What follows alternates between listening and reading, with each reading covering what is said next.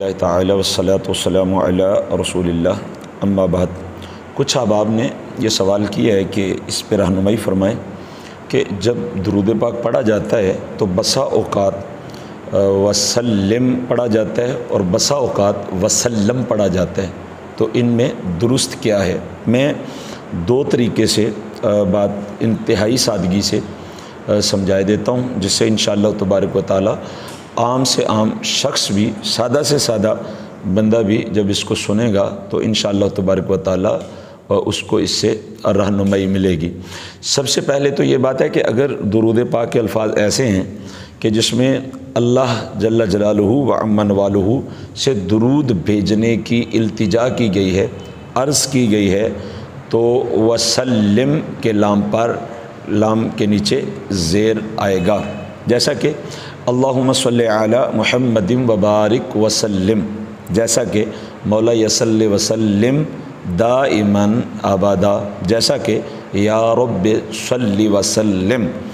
تو اگر ہم درود پاک جب بھیجتے ہیں تو اللہ تبارک و تعالیٰ کی پاک بارگاہ میں درود پاک بھیجنے کی عرض نہ ہو، بلکہ رسول کریم صلی اللہ تعالی علیہ وسلم پر درود پاک نازل ہونے کا ذکر ہو، یا از خود بارگاہ رسالت مآب صلی اللہ تعالی علیہ وسلم میں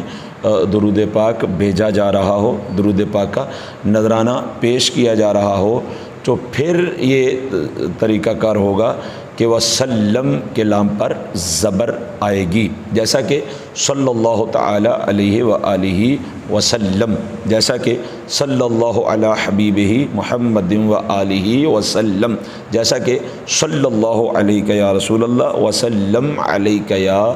حبیب اللہ، صلی اللہ تعالی علیہ وآلہ وبارک وسلم۔ یہ ایک آپ کو آسان سا میں نے ایک کلیہ عرض کر دیا۔ دوسرا کلیہ یہ ہے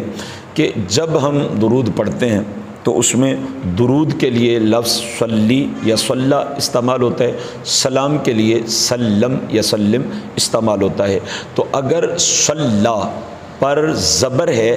تو سلم پر بھی زبر ہوگا، اور اگر صلی کے نیچے زیر ہے